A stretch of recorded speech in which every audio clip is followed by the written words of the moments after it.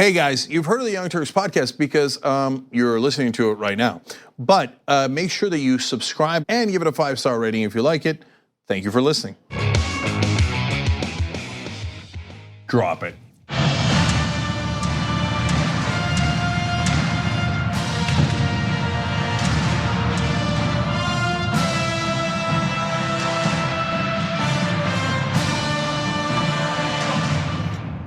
Obviously, power panel. John Idarola, Nomi Prince, Anna Kasparian. My name is Jay Huger. Nomi's last book is, I love the titles of your books, so that's why I love saying them. It's not to plug them, it's just because they sound so good. Collusion, How Central Bankers Rigged the World. Okay, that's how you write a title. Okay, for other titles, Other People's Money, The Corporate Mugging of America. Another one, It Takes a Pillage. They're violent, aren't they? They're visceral, accurate. They're descriptive. Yeah, that's visual. Yes. Yeah. I love it. I love it. Well, today there's an amendment introduced, and it's kind of awesome. And I think it should go a little further, and I think it should challenge corporate personhood. So that's part of why I love your books, because like the number.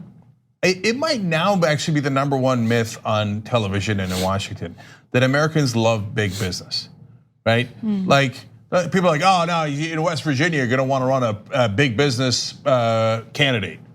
Why? Based on what polling, what evidence? Americans hate big business, hate them, and so I think that if you did an amendment to end corporate personhood, it would be shockingly popular, and of course it would be despised by the elite.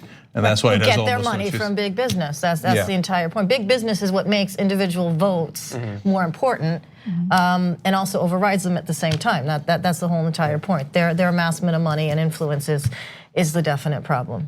Yeah. Do you not think that would get a fair shake by CNN or MSNBC or Fox News, which are gigantic run by corporations? big businesses? Well, we're gonna in the show today we have a story of CNN anchor asking Ocasio-Cortez if she's a radical for one of her suggestions. We'll discuss whether that position is actually radical. A lot of just Democrats under fire today, but for all the wrong reasons. Rashida Tlaib attacked twice, Ocasio-Cortez attacked twice for civility and wrong dancing on 2 different issues, let alone substantive stuff. So we will counterattack. There's only one person who should be criticized for wrong dancing. And that's you, Jake. Well, I know, she has the tape, she has receipts. I'm just kidding, actually, Jake's a very fun dancer. So. Yeah, you know, so we'll talk about it in the Ocasio-Cortez story. So we got a lot of fun stuff, including the shutdown, et cetera. Tons of stuff to get to, and including good news today. And so that doesn't happen often. So, but we have it today. So, and speaking of good news, I knew there was one last thing I want to tell you guys, and that's TYT Army, congrats. I'm gonna probably do a video about it over the weekend, but they got the Hill to correct an article. Running, damn. The Army operates independently, okay? I didn't even know they were doing that. And so that was wonderful. So if you wanna join that successful, awesome Army, tyt.com/army.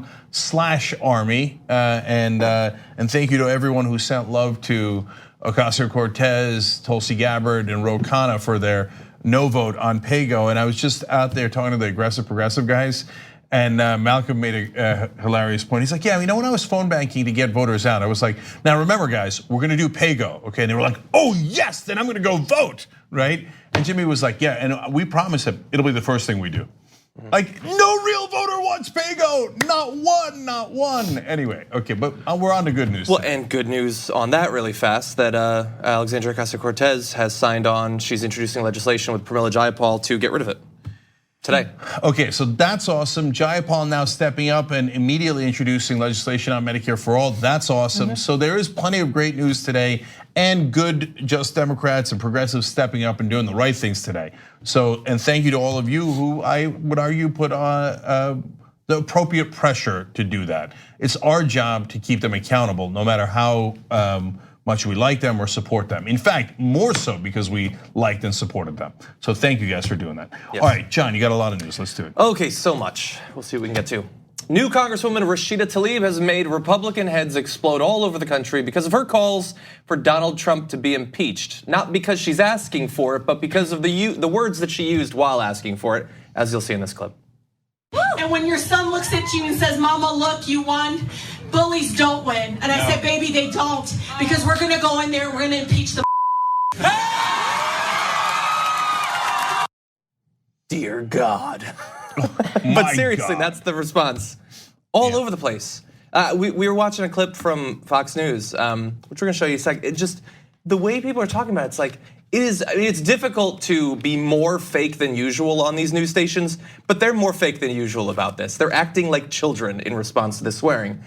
So look, she also co-wrote an op-ed today in the Detroit Free Press describing exactly why she thinks he needs to be impeached. And we are going to have her detailed explanation in just a little bit. But Donald Trump, obviously the target of her ire there, was asked about this, and he gave one of the most, I mean, he's got to know what he's doing, but you'll see, it's ridiculous. About the freshman congressperson's comments specifically about... Well, I thought her comments were disgraceful. This is a person that I don't know. I assume she's new. I think she dishonored herself, and I think she dishonored her family. Using language like that in front of her son and whoever else was there, I thought that was a great dishonor to her and to her family. I thought it was highly disrespectful to the United States of America. Yeah, it's much more honorable to your son to cheat on his mother while she's pregnant with him. Like, oh yeah, that's a very honorable thing to do. Yeah. Let alone the fact that you've used the same exact words in front of your sons and the whole country and your family. I mean, no, John, I don't think he's aware. I just think he's in the moment and he thinks, I'm gonna attack her. And his hypocrisy has never been an issue for him. He's oblivious and indifferent to his lies and hypocrisy. So, like Trump's a madman, and we're gonna give you a clip here showing you maybe he might have used similar language or maybe the same exact language. But the rest of the media is what I cannot abide. Like them being shocked and chagrined, and now all of a sudden demanding decorum. Yeah, exactly. I only wish in that video that Melania had been in the background listening to him speak. It would have been great to see her try to control her eye rolling. So let's go to a little bit of that media. So first here is a clip. I believe this is the Fox News one. She used a profanity. She cursed out the president and called for his impeachment. I just wonder what this says about decorum in this new era of divided government and the new Congress. Well, it shows you kind of what's on the mind of Democrats right now. They're into name calling. We even had one of the congressmen yesterday call the president Hitler. Now she's using obscene language to describe this president. Listen, if they want to come to Washington and engage in this type of nasty, ridiculous, outrageous rhetoric, instead of focusing on the issue at hand, that we have a crisis at our border, people in this country are dying, and those deaths are 100% preventable, then they're going to have a very difficult time in this town and with their constituencies. Again, shocked and chagrined, but really, let's acknowledge that Rashida Tlaib has performed a public service, a very important one, because there are a lot of conservatives around the country who have criticized snowflakes for getting triggered, apparently never having experienced that emotion themselves. They're clearly experiencing it today. Yeah, to be fair, the one thing I think Rashida Tlaib did wrong was she should have given a trigger warning. Because there was going to be a microaggression coming up to people who wear red hats. That's right. And so, but I love the anchor there, like that look of like, she's so concerned. The fake concern, yeah, right? About decorum. What does this mean for decorum? She's never used a bad word in her life. Neither has Trump, neither has anybody on Fox or any other sort of station, but they kind of did what Trump did, which is that they just completely ignore the entire point of what she was saying. They ignored why he should be impeached, why impeachment proceedings should be incurred, and just went straight to the language, just went straight to the word, totally deflected the entire concept, which is exactly what he did.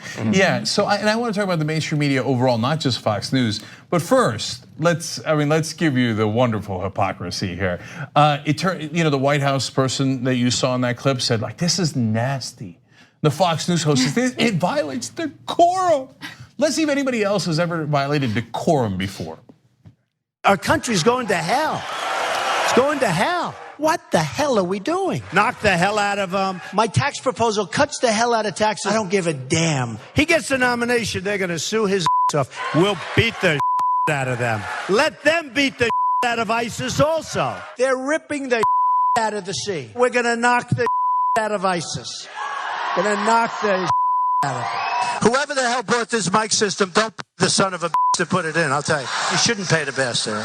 But it's political bullshit. She said he's a and you can tell them to go themselves.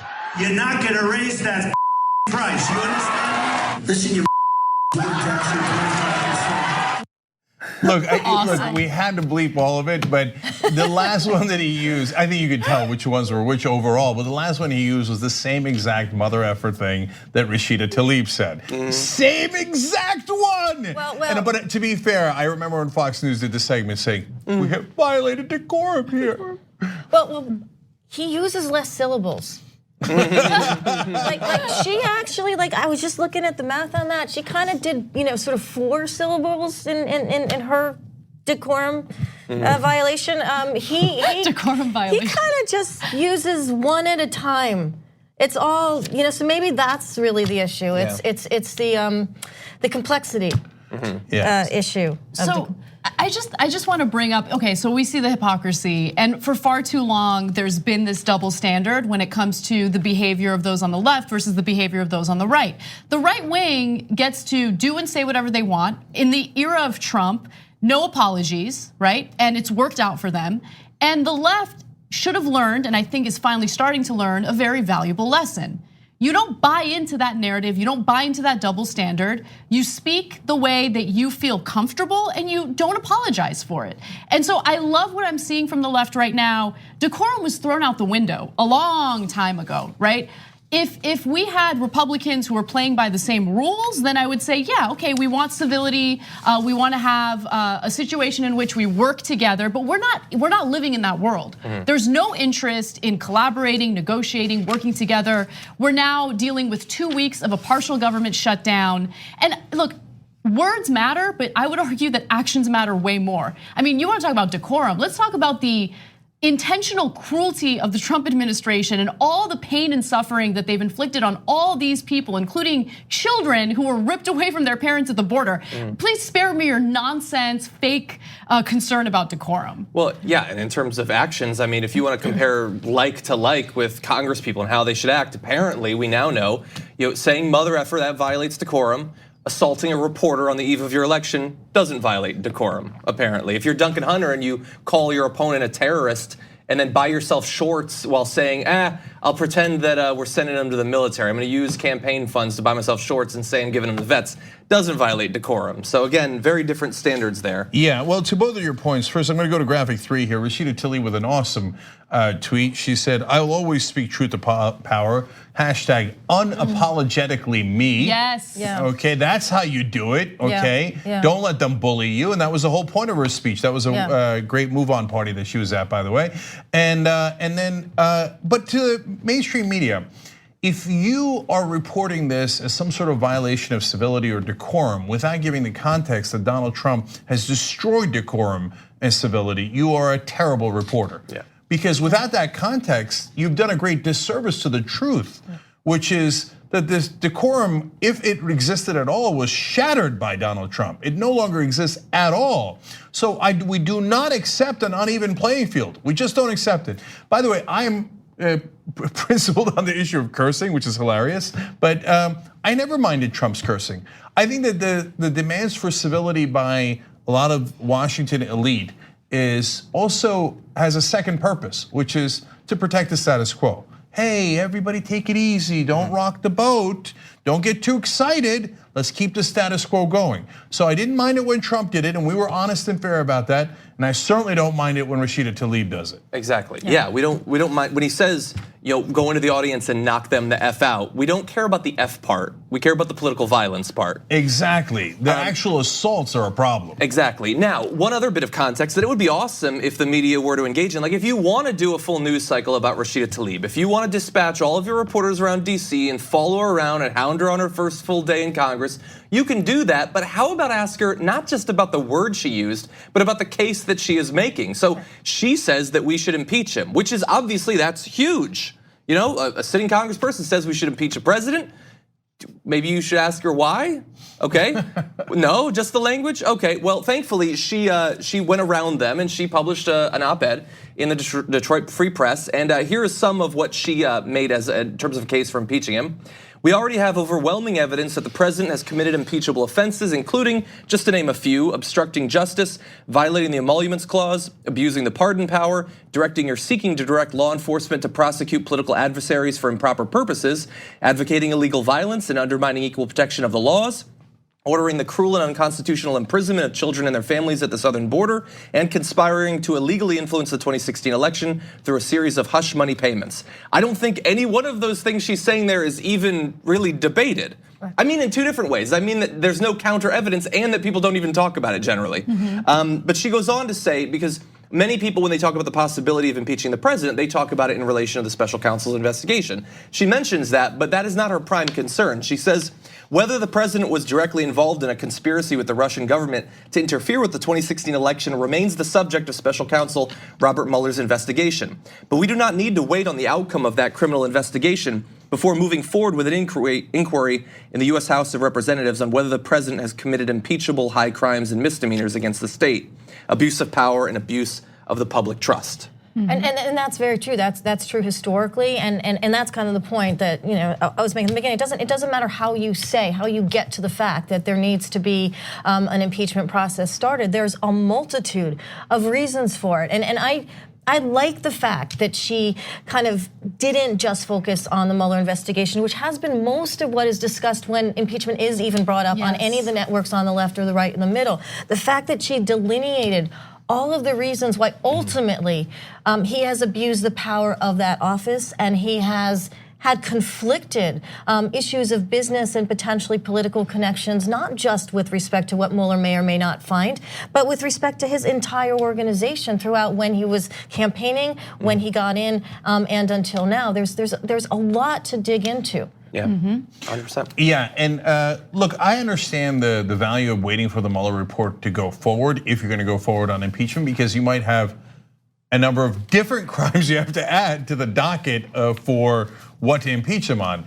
But if Mueller comes in with something that is not, that does not add to that list, first of all, that would be shocking, okay? But it's fine. I mean, if he says that he just didn't do it, then great, okay, no problem at all. But we already have a felony. I mean, and part of what Trump does is he floods the zone. He does so many things wrong, so many things potentially illegal, that you're like, wait, are we supposed to focus on the tax fraud or the fact that he's got the Saudis to move to his hotel and give him $250,000, or that he won't let the FBI headquarters move because it's across the street from his hotel, or the fact that he did campaign finance violations, et cetera.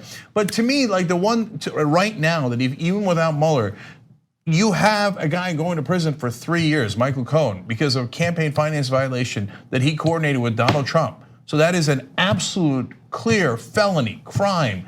Any other president, we wouldn't be having a conversation. We're having a weird, ironic conversation about whether to impeach Trump because of, like, he's committed so many possible crimes that should we keep waiting for other crimes to be unveiled before we go forward? Any other president, one crime, the one that Cohen's going to jail for, would be plenty that we would definitely be having impeachment conversations, especially if he was a Democrat. It's a typical Trump strategy, right? And I don't think that it's an intentional strategy, but much like the news cycle, he floods the crime cycle with so much that you don't know what to focus on, right? There's just too much to focus on at one time. And I do think that there's value in waiting for the Mueller investigation. We talked about it, or the report from Mueller in this investigation. We talked about it on the show yesterday. But what Rashida Tlaib wrote in that op-ed really shows you, the difference between her perspectives on Trump and how to move forward versus how Pelosi wants to move forward. Because Pelosi wants to avoid any type of impeachment proceedings until the Mueller report comes out. And if the Mueller report is damning, I would assume Pelosi would want to go forward. But I love the fierceness that we're seeing from these freshman Democrats. And I know there's obviously people who disagree with her now, have disagreed with the idea of impeachment now for the last 2 years, for I guess 2 different reasons. One is, well, if we were to impeach, how does that affect the 2020 election? Or, well, if you impeached him, then you get Mike Pence. Those are both political concerns, but she's not coming at it from a political point of view. She's coming at it from a substantive point of view.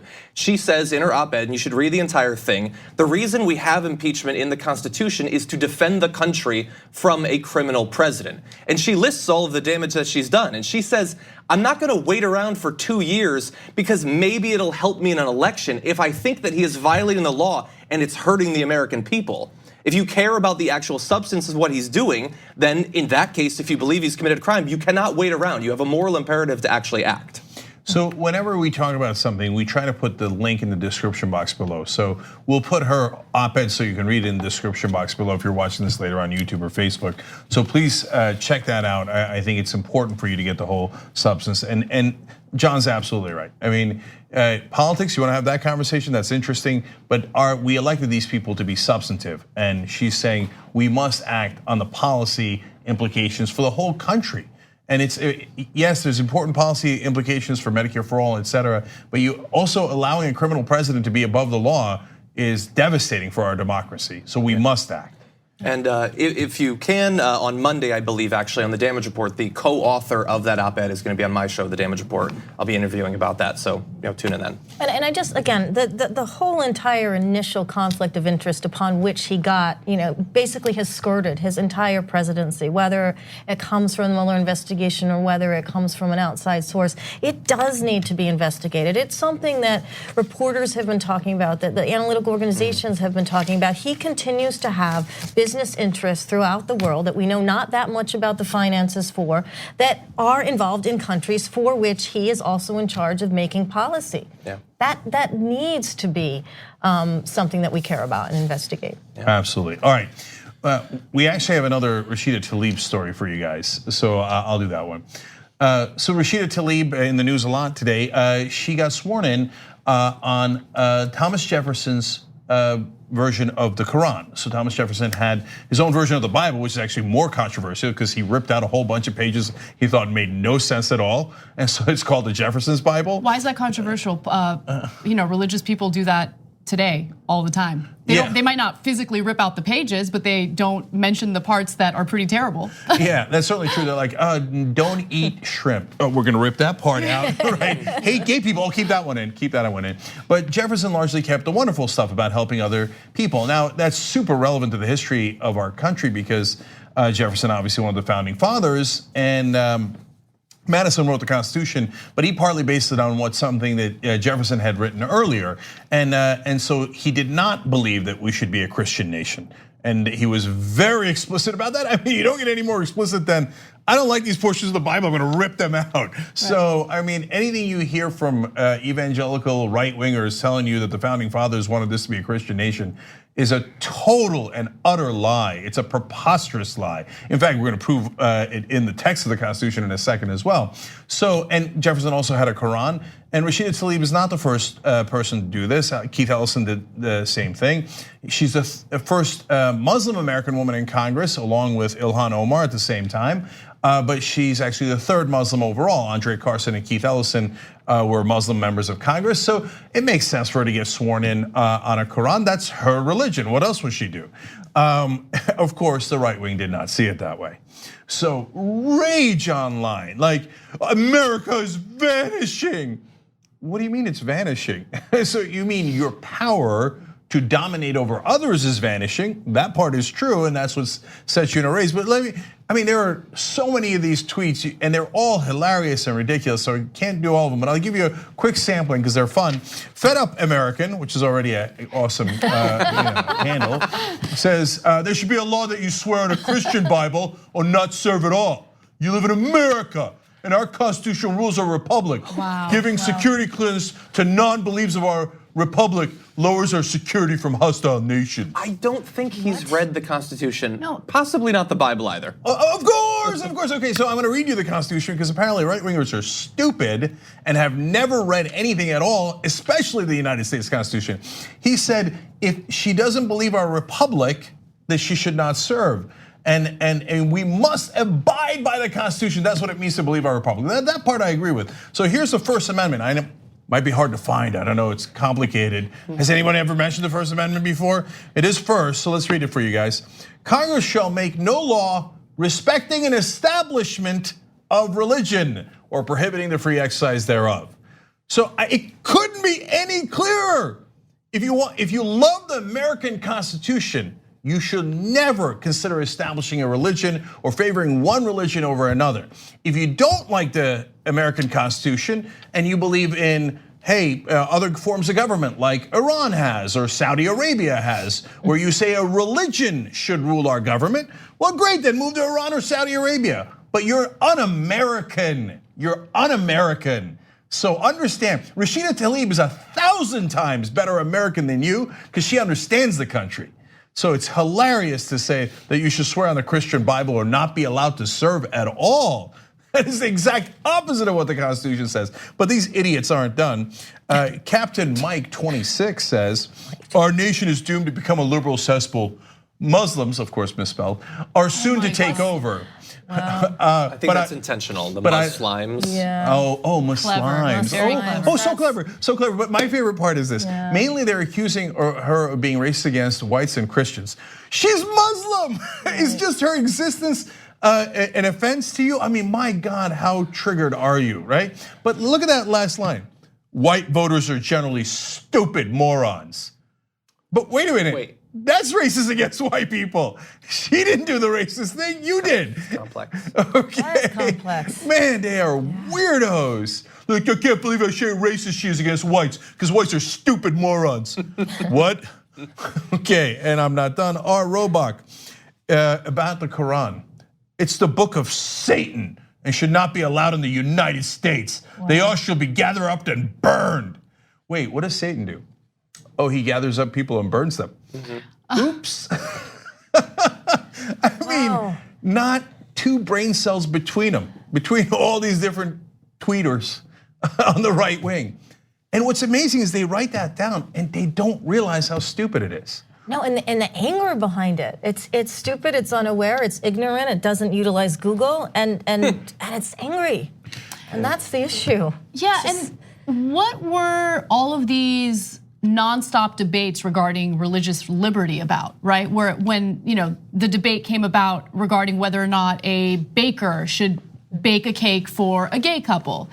The argument was we have religious liberty. The argument coming from Republicans, from the right wing in America was we live in America, we have constitutional protections for religion, right? For whatever religion you practice. And so we need to support and protect religious liberty. But I get it, like in their minds, religious liberty is only extended to one specific religion and that's it. No, but that's such a great point, Anna, because you're gonna make me bake a cake. You're gonna make me bake a cake, right? Well, in your ideal world, you would make her swear on a religious text that she doesn't believe in. I mean, you want to talk about a religious violation, it doesn't get any more significant than that. That's not a cake, that's your religious text. Now, to be fair and more comprehensive, Muslims do believe in the Bible. They believe that the Quran is the third book, the Old Testament, New Testament, then the Quran.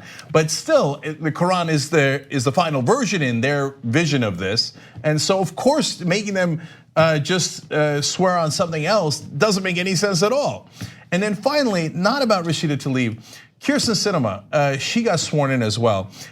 She is a corporate Democrat. I got no love for her. I generally don't like her policies. She votes with Trump far too much, but I have to give her huge credit here. I mean, it's just a matter of her existence in a sense, but something she chose to do symbolically as well that I loved.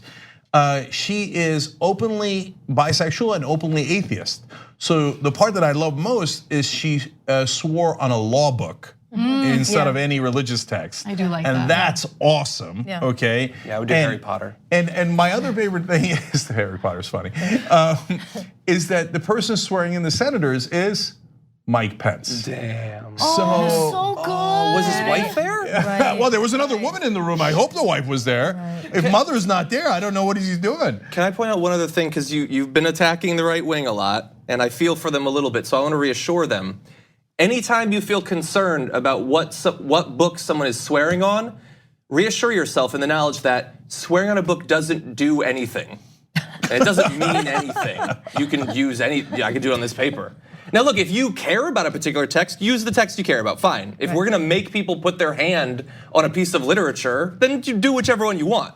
but it doesn't mean anything at all. There's no magic in it. There's no sorting hat. This is the real world. Yeah. And the republic is about the land of the free. And it just goes back to the fact that anyone who actually believes in that believes that you can swear on any piece of literature you want, like the Hitchhiker's Guide to the Galaxy, which is, could be a thing. Yeah. All right. So, and look, guys, our job is to deliver the truth to the best of our abilities to do so. And so you always got to give credit where credit is due. Just because you disagree with someone about one thing doesn't mean you disagree with them about everything. So that's partly why I'm giving Sinema credit here, because I love that she swore in on a law book, even if I don't like her other policies. And the fact that she had to have Pence, or Pence was forced to swear in a bisexual when he's a known homophobe. And he's a right-wing evangelical Christian, and he had to swear her in on a law book instead of the Bible. Oh, you know what I call that? America. All right, let's take a quick break here. We've gotten pretty long, of course, but we have so much more. The attacks against Ocasio-Cortez are hilarious. Just when you think they can't outdo themselves, they did it, they did it. And then substance from her, which brings out more attacks, but we're gonna defend the substance, which is wonderful. All of that when we return. We need to talk about a relatively new show called the Republic, or UNFTR. As a Young Turks fan, you already know that the government, the media, and corporations are constantly peddling lies that serve the interests of the rich and powerful. But now there's a podcast dedicated to unraveling those lies, debunking the conventional wisdom. In each episode of the Republic, or UNFTR, the host delves into a different historical episode or topic that's generally misunderstood or purposely obfuscated by the so-called powers that be, featuring in-depth research, razor-sharp commentary, and just the right amount of vulgarity. The UNFTR podcast takes a sledgehammer to what you thought you knew about some of the nation's most sacred historical cows. But don't just take my word for it. The New York Times described UNFTR as consistently compelling and educational, aiming to challenge conventional wisdom and upend the historical narratives that were taught in school.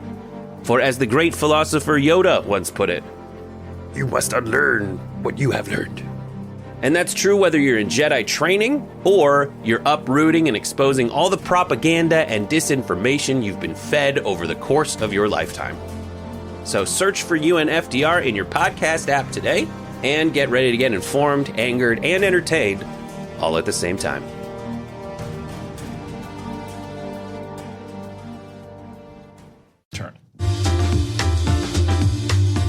All right, back on the Young Turks, a couple of member comments for you guys. Chris Durant says, why are the right-wing snowflakes getting so upset about Tlaib's comments? I thought they like straight shooters who tell it like it is. Right. She's just counterpunching. Yeah, John just read me a tweet from Rick Wilson, who's actually a Republican strategist who's against Donald Trump. And he said, what happened to the F your feelings crowd? Right? So they don't seem so tough anymore. Chris Trevino with a really interesting point. Even John Adams, who in many ways is the father of the US evangelicalism movement, was against establishing or connecting the US with religion, because it also damages religion, by the way. That's another reason not to do it. And finally, my favorite comment, Cloyd, you knocked this out of the park. Trump should have been sworn in on a coloring book.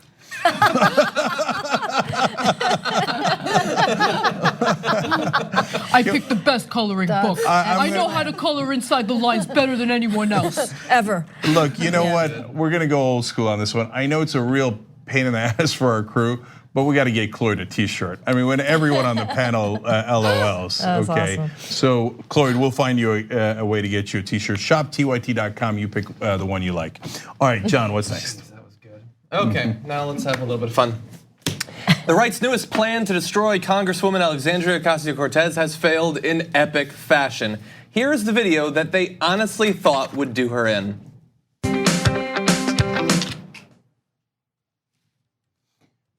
So we unfortunately can't play the audio because it is an actual song. We'll try to get her to do these sorts of promotional dances to public use music in the future.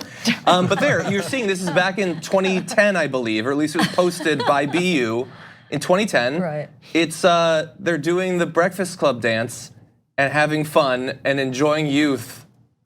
How dare they? So they must be destroyed. How dare she? Yeah, how dare she? So this was spread by a Twitter account called, and to give you an idea of how serious this person is politically, Anonymous Q.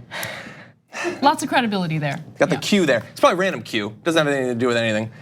Saying, when they spread this, here is America's favorite commie know-it-all, acting like the clueless nitwit she is. The response was such that person deleted their Twitter account. Okay. And as I pointed out on the Damage Report this morning, it takes a lot to shame a Q believer on their beliefs enough that they flee the internet. Right. Yeah. By the way, just know nothing. From high school. It was from college. Yeah, it says BU. It says Boston University right there on the shirt, College. right? And she wasn't the only one doing it. She didn't do it now. She did it in college. So the accusation, and so it's not just this one guy. Then of course the right wing went all in, and they were all like, aha! We got her, ladies and gentlemen. She's dancing when that's clearly not allowed. Okay, what is this, Footloose? Right? They're like, the Republican Party has become like the villains in Footloose. Do not let anyone dance. No. By the way, the other country that does not allow dancing, I believe, I'm not positive, is Saudi Arabia. No, I mean, they strike me as the religious police, right? Going around, making sure that people have their beards, making sure that people don't have any fun. I mean, isn't that very similar, a similar take on a super innocent video of a college student dancing? Are we outlawing dancing in America now? Yeah. Land of the free, guys. And by the way, so look, this actually fits in comedically into a trend in their attempts to take down, I would say, whether you like their policies or not, charismatic politicians. So this is what they have on AOC. With Beto, they pointed out that he skateboards and he was in a rock band. And with Obama back in the day, they had that photo of him smoking what might have been marijuana, might have just been a cigarette. That's cooler than any photo I've ever been in my life. And they think these are how they destroy people, by making them super relatable and attractive.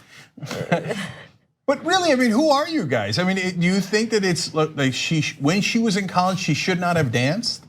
I mean, when Donald Trump got out of college, he ran out of Vietnam and had a fake doctor's note and let other kids die for him.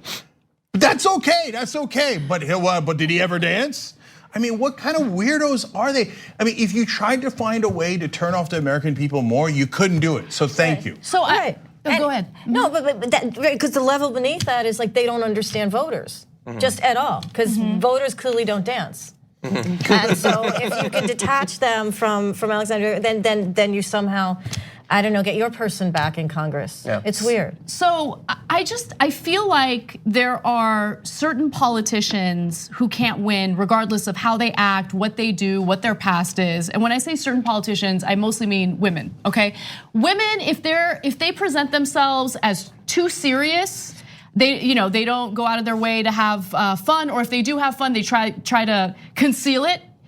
They're considered, she's too stern, she seems like a bitch. Like you hear that over and over again. I mean, look, Hillary Clinton was a very flawed politician. I had lots of issues with her on a policy standpoint, but a lot of the criticism that she got had to do with the fact that she seemed like she wouldn't let loose. She seemed like she was too, buttoned up or whatever.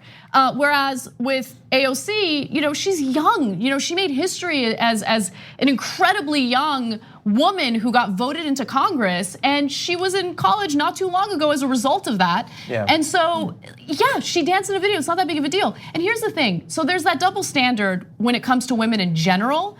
But I also noticed that there's a little bit of a double standard when it comes to the Republican Party. So look, I hate when anyone goes after Melania Trump for her past modeling career, right? She was a model, plain and simple. Who cares? Don't shame her for that. If you're on the left, please avoid doing that. I hate it.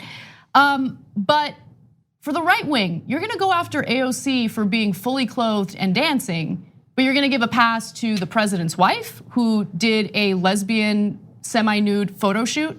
No, I mean, look, let's, and we didn't even get the lesbian pictures, but now imagine, and this is not against Melania, it's against the people attacking Alexandria Ocasio-Cortez. Imagine if she had pictures like that. No, it'd be over. Imagine if she had pictures like that. But it's that double standard, which is why I like what the response was from Alexandria. She basically did an entire new dance video in the halls of Congress. Yeah. And I thought that was the awesome own it response, and that's why she was elected. And those are the kind of people we need in Congress. And you know what? It doesn't actually matter if they're from the left or the right. It's the people that actually own their past, own their connection to voters, and are taking it into the halls of Congress. Exactly. And not apologizing. That woman is not apologizing, and that is cool. Oh God! Oh God! It doesn't get any better than her doing that dance in front of the plaque of her name. So awesome. To taunt the And the American losers. flag, home of the free, American flag. Oh, right and by there. the way, we can't play the music, but the song is War, What Is It Good For? Absolutely Nothing, Right. which I don't think was just randomly selected. I love that that is the song. There was my pen. That is the song she chose to dance to. A nice little added thing for leftists there. I think you guys are absolutely right about how the American voter is reacting to this. They're basically, I think, saying, if you can't dance, well, then you're no friend of mine.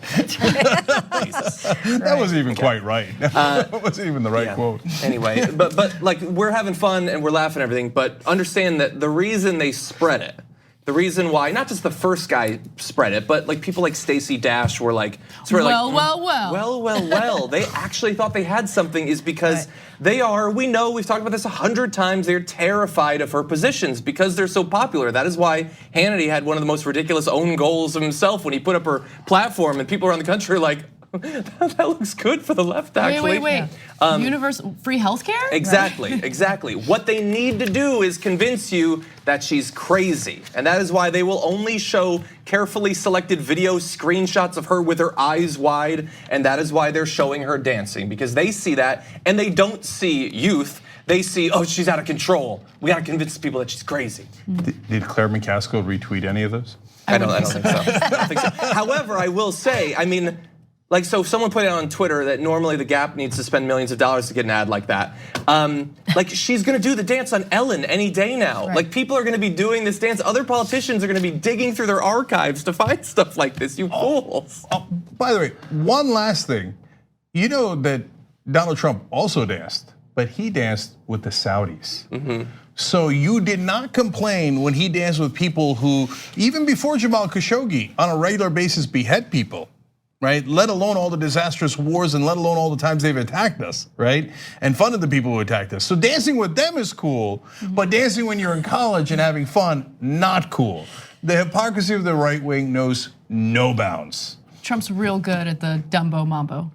We should probably take our last break. Oh, okay. All right.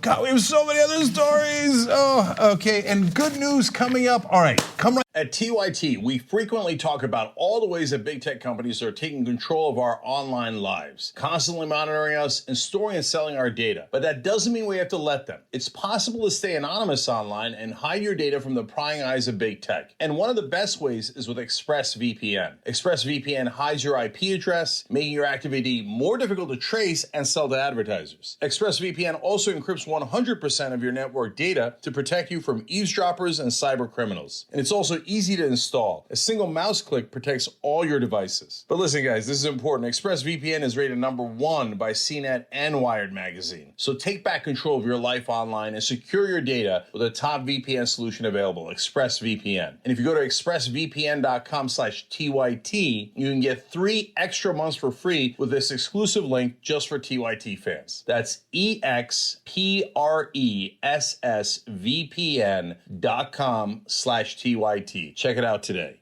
Right back. We hope you're enjoying this free clip from the Young Turks. If you want to get the whole show and more exclusive content while supporting independent media, become a member at tyt.com/join today. In the meantime, enjoy this free segment. All right, back on the Young Turks. The person who sent the comment in yesterday in the last segment that we want to give a T-shirt to, you're apparently supposed to take a link of your comment and send it to orders@tytnetwork.com to get the shirt. Okay, orders@tytnetwork.com. I'm gonna read only one tweet here because we're running short on time. Jill Ronan said, if only Alexandria Ocasio-Cortez could have been a wholesome student, you know, like that paragon of virtue, Brett Kavanaugh. Oh my gosh. Yeah. Okay. Right. Great point, Jill. Thank you. All right, what's next? Yeah.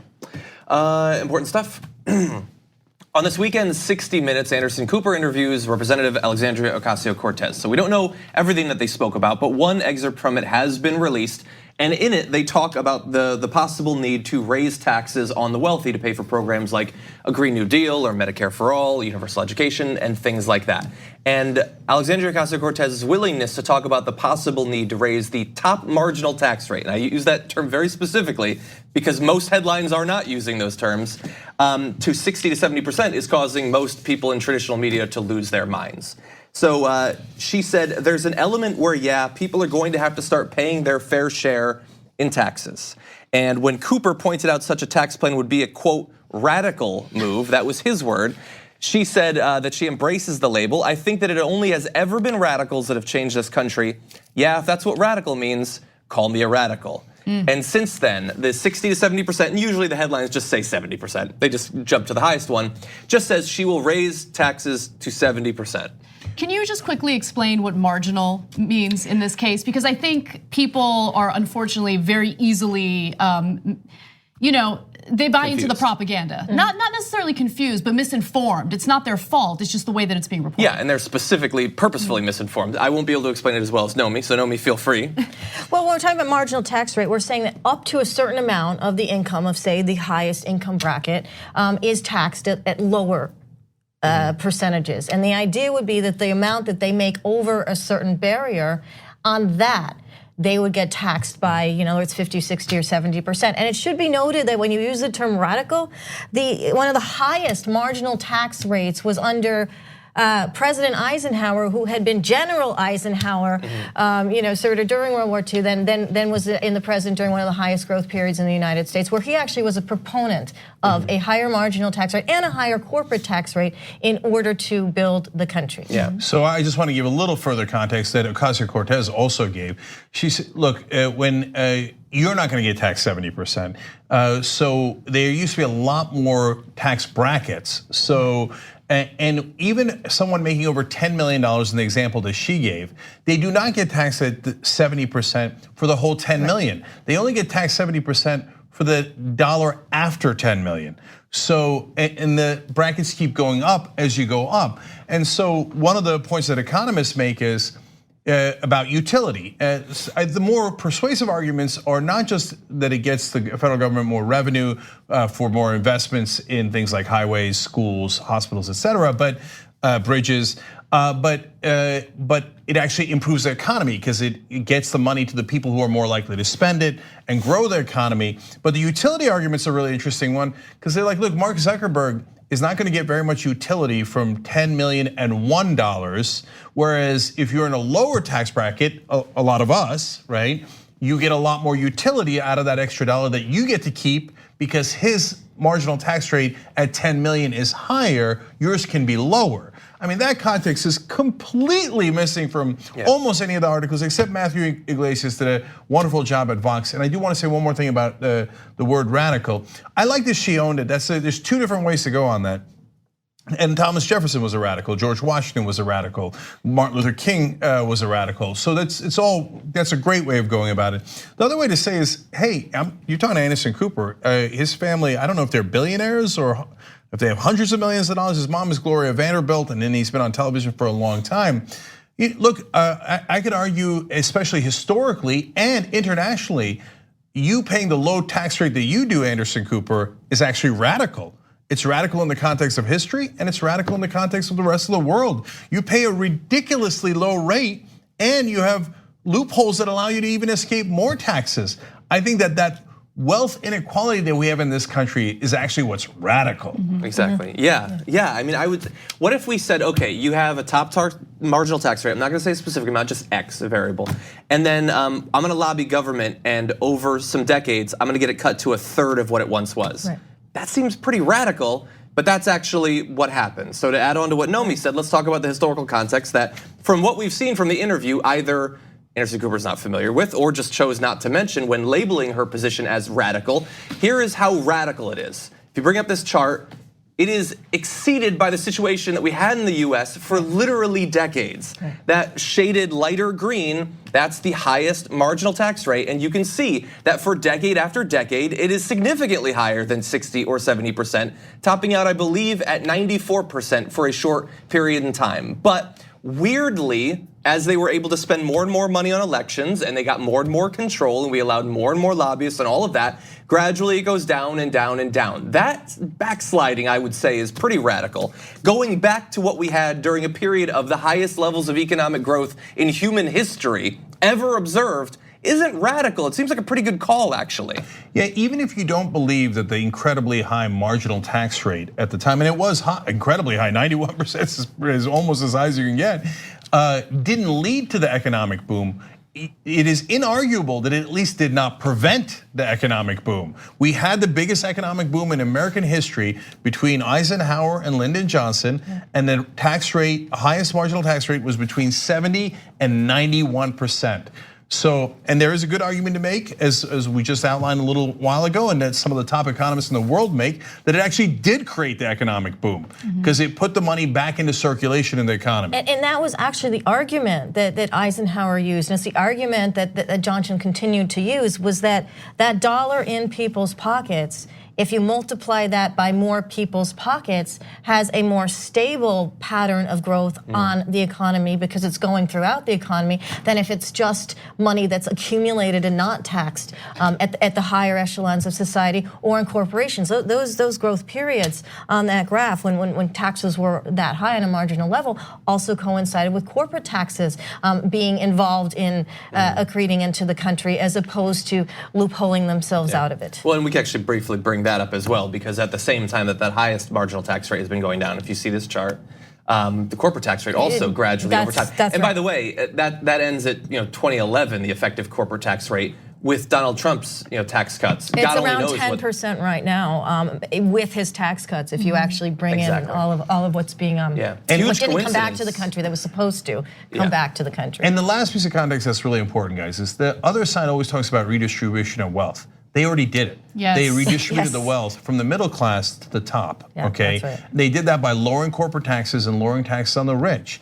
And what did that do? As a proportion of the rest of the taxes being paid, the payroll tax went up significantly. And the payroll tax is the one you pay into for Social Security and Medicare.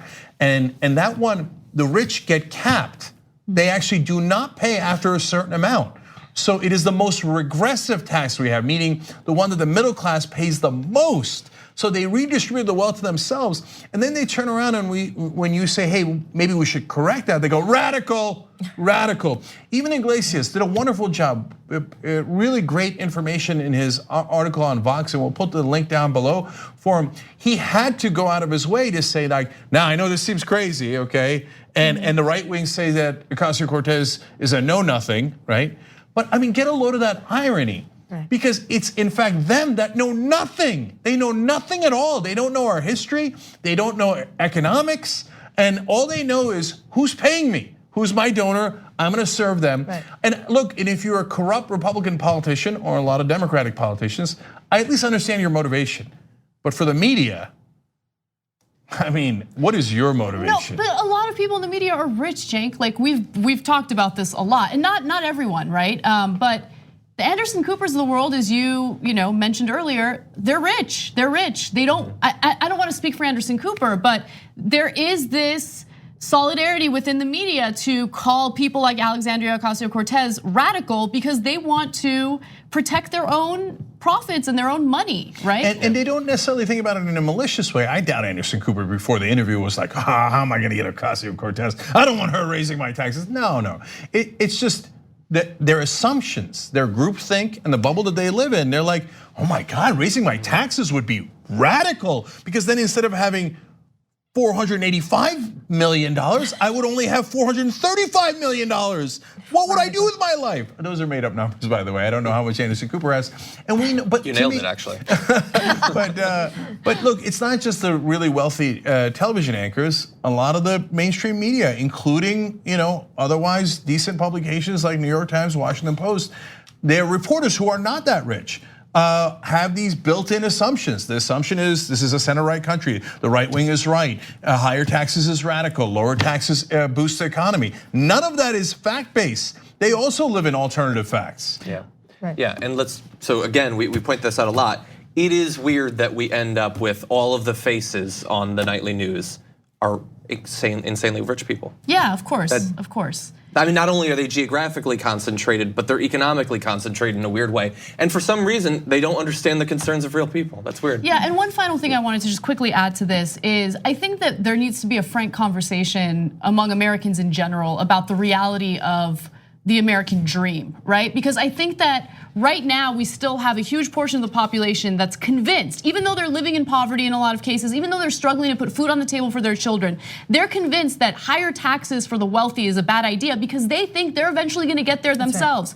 You're not, okay? Very few of you will. Right. I'm sorry, this was a very hard realization that I had to come to myself. It's very unlikely that you're gonna be so rich that you're gonna have to pay a 70% marginal tax rate after $10 million a year. Like, it's just not gonna happen. It's not gonna happen. But it might happen. They're not going to make they're not going to make more than $10 million By the way, a year. It's a very small group of people in America. You're forcing me to say one super last thing. Look, it is far more likely to happen if there's a higher marginal tax rate, because that would create opportunities for you to move up, okay? But you're killing off your own opportunity when you say the rich should pay a lot less. It burns the bridge so you can't cross it. Okay, let's go to the next story. Okay, and just a heads up, there's a lot of components to this. So bear that in mind. Okay. We've got a new Congress, and they've got some legislation queued up, but what do the people really want? What do they want coming out of this new Congress? Well, let's bring up some polling data on the top issues amongst independent voters specifically. Look at that. Culture of corruption at 75% is the top issue. Now, the other ones are also incredibly important as well. Social Security, Medicare, economy and jobs.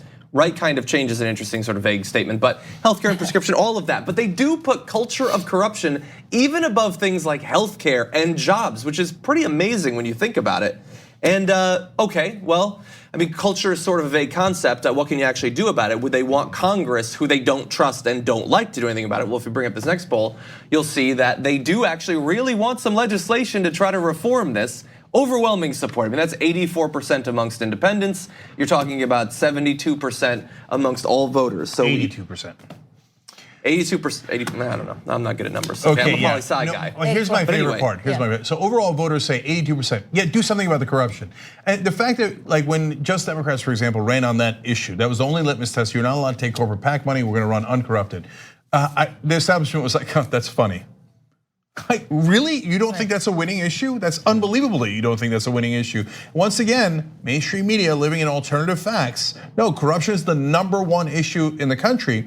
But my favorite number was the 11%. 11% are like, nah, corruption's fine. No, and to be fair to them, it's not corruption or uncorruption. Well, that's why the 82% number is even more impressive. Do you think we should reform government ethics and control money in politics? And so they were specific enough. And so 11% go, no, don't control the money in politics. I think it's freedom when the Koch brothers buy all my senators and congressmen, right? And okay, but that's 11% of the country. That's a tiny, tiny minority. The overwhelming majority of the country says, yeah, of course it's corruption. Of course that's what it is. So that's what they want, and we have an idea, we've had for some weeks actually, of what HR 1, the first bill out of this new Congress, will be, and it is complicated. It involves a lot of different things, but they really do get to the heart of those sorts of concerns. We'll go through some of the components and briefly comment on whether we think it's up to the task. But the first section is public financing of campaigns powered by small donations. The standout part of that would be, at least under one proposal, the federal government would provide a voluntary 6-to-1 match on donations for candidates for president and Congress up to $200. So a regular person who could donate $25 or $50 or $100 would have much more effective value, so that those people who are running for Congress and president don't necessarily need to go to wealthy people. They can appeal to the regular masses, us serfs and peasants. So that's a pretty significant change there as well. Yeah, I think that's actually the best part of the law. Look, I think HR 1 is fantastic. I think it's a great start. You know me, I would have made it even tougher, but I'm not. Today's not the day to nitpick, okay? Because this is super important.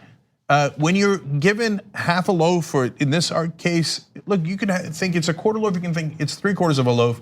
But the first question you should ask is, yeah, but what's the downside? And in this case, there is no downside. So go, yes, absolutely. Take whatever percentage of the loaf you think it is, and let's go forward. So it's a wonderful bill put forward, and credit where credit is due to Nancy Pelosi, to Democratic leadership, to the co-sponsors. And 6-to-1 is I think the best part, because it would make a huge difference, because it would mean that your donations are multiplied by 6, it'd take you and make you 6 times as strong. Well, we love that. We want to empower people. Yeah, and there's 2 other parts of that are really good. One is that means more people can actually run because they don't need to find as much money. There will be sort of a matching of funding of 6 to 1, which is awesome. And the other thing that's actually in this bill, which usually this is the kind of stuff that'll get cut out, and hopefully it won't if it ever gets to a vote into the floor and goes through, is to prohibit the coordination between the super PACs and the money that's coming in amassed beyond that $200 minimum or beyond whatever the contribution minimum is per person from unduly influencing what happens to that individual candidate and that campaign. And if you can get both of those things in together, I think they're super powerful. Yeah. Unsuper PAC, but super powerful. Exactly, and so somewhat related to this, also having to do with campaign finance, the bill would support a constitutional amendment to end Citizens United, which, again, that specifically does not go as far as we would like it to, but that would certainly be a nice step in the right direction. As you said, requiring super PACs and dark money political organizations to make their donors public and also not coordinate with the candidates. It would require disclosing any political spending by government contractors and slowing the flow of foreign money into elections by targeting shell companies. So the sort of, I guess, closed loop of companies that get in with the federal government, get these big contracts, take the money from the overblown contracts to then lobby the government for more contracts. This could hopefully fight against a bit of that. Yeah, so all these provisions are good. The Disclose Act is good. Look, if you're asking, okay, so Cenk, what do you want? Why do you think this is half a loaf? Even though, again, it's a great start. Well, look, number one, an amendment. We're going to talk about that in a little bit because one was proposed, and that's also great news. But what would I want the amendment to do? Like the Disclose Act, it's fine. They can't get the Republicans to say yes, so it'll fail in the Senate. That doesn't mean they shouldn't do it. They should do it. They should pass it and then show that the Republicans are in favor of corruption. So that's I love it, right? But I would say end all private financing of elections. And Republicans, you're never allowed to complain about George Soros again if you vote for private financing of elections. That's what Soros does. He privately finances elections, as do the Koch brothers and the Mercers and Sheldon Adelson and Tom Steyer, both on the left and the right. Let's end it all. End it all. If they do private financing, they will work for private interests. If we do public financing, they'll work for public interest, and they have in the past. Don't buy the mythology that it's never been good in this country. And I love that in the amendment portion they mentioned Buckley v. Vallejo. Pre that decision, not Citizens United, but if you go back to 1976, we actually had a system that worked. And that's why part of the reason why we had economic booms. That's why we had great domestic legislation that protected us, Environmental Protection Agency, OSHA, and I could list Social Security, Medicare, Medicaid. All that came about in an era where we did not have corruption, or certainly not at the industrial level that we have it now. Second thing I would do is end corporate personhood. Yeah. So corporations are not people, my friend. They're just not. They're not human beings. They should have no constitutional rights. They should have legal rights, but not constitutional rights. And that's a very important distinction. So they didn't go anywhere near that here. And me finding out who is bribing them is a positive step, but I'd like to end the actual bribery. Right. Yeah, exactly. So moving on to areas of ethics, because again, that gets into the polling that we were talking about earlier. It would require the president and vice president to disclose 10 years of his or her tax returns. Candidates for president and vice president must also do the same. This seems like a weird inclusion because, look, I'll admit my data is only good up until a few years ago, but everyone had. Except, of course. Except so they're not going to Trump. vote for this. No. There's one other person, right. Bernie Sanders. I think that's why they put that in there. Yeah? Yeah, because why? Trump's not a candidate anymore. He's the president. They already said president. Why bother saying candidate? Right. So they can get Bernie Sanders tax returns. Yeah. I mean, look, I get it, but that's okay. They should get his tax returns. And to be fair, I think he'll give them. Yeah. Other areas of ethics, stopping members of Congress from using taxpayer money to settle sexual harassment or discrimination cases. I don't know how that was ever legal. I know, right? Sit down with a regular person. Hell, go to a cafe in Iowa. They love doing that. And talk to a regular person. Do you think they should be able to use your money to settle their sexual harassment cases? No one would understand that, but thankfully they'll be changing that. Also giving the Office of Government Ethics the power to do more oversight and enforcement, put in stricter lobbying registration requirements. That's something. Yeah. By the way, none of these are going to happen. right? Because he said they're going to come into effect, and I just want to be clear about that. It's still wonderful that they're putting it forward and putting the Republicans on the spot, but Mitch McConnell has said this is a non-starter. I love corruption. I have no interest in ethics. I will not even discuss this in the Senate. Exactly. Now, in the area of voting, they would create new national automatic voter registration that asks voters to opt out rather than opt in. Early voting, same-day voter registration, and online voter registration would also be promoted. So those are all good moves. That's another reason why it's not going to happen. The Republicans are like, "Oh, you're going to get more people to vote? Hell no! It's not democratic. Yeah, we're not interested in democracy. No way we're going to do that." I being as this will not happen under this ultimately with the Senate, or really actually a lot of the Democrats and Republicans that are in Washington right now, but it would be really cool to have them not be able to buy shares in the companies over which they also jurisdict legislation. It'd be really cool if they couldn't hold Goldman Sachs stock, for example, which many people in Washington that are involved in Congress do. Yeah, that would be awesome. So a couple of just real quick shout outs on that. Elizabeth Warren has a terrific bill in the Senate. Jamie Raskin in the House. They've been working on issues like that.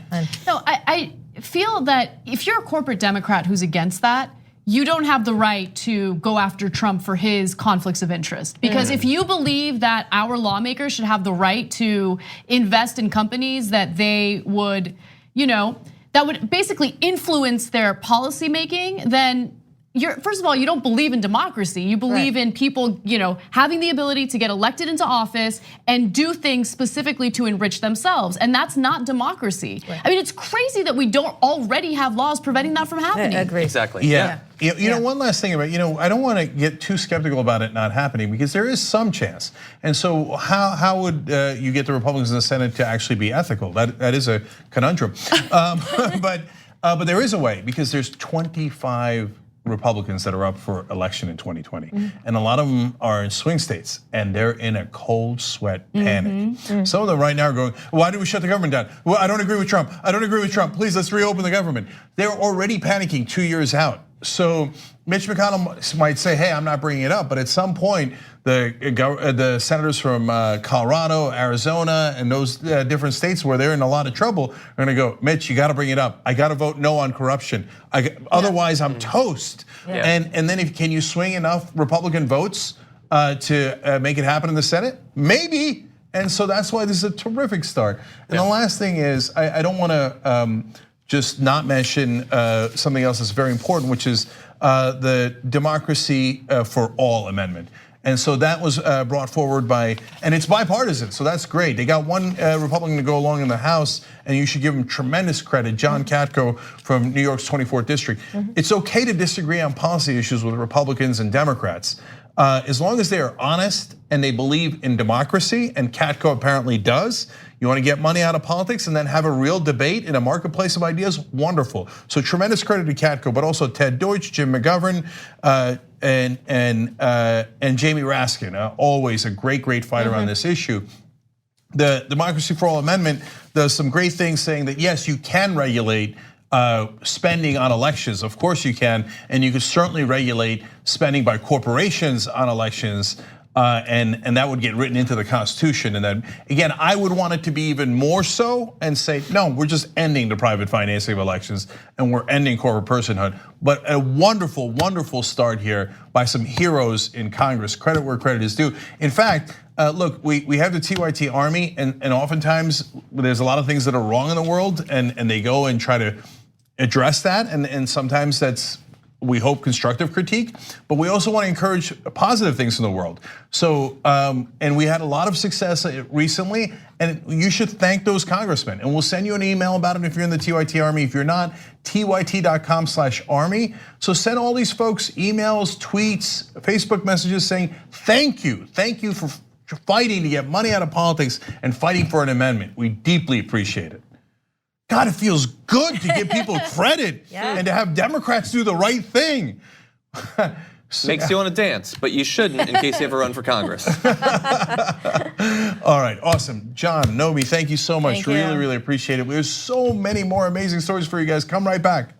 Thanks for listening to the full episode of The Young Turks. Support our work, listen ad-free, access members-only bonus content, and more by subscribing to Apple Podcasts at apple.co/TYT. I'm your host, Cenk Uygur, and I'll see you soon.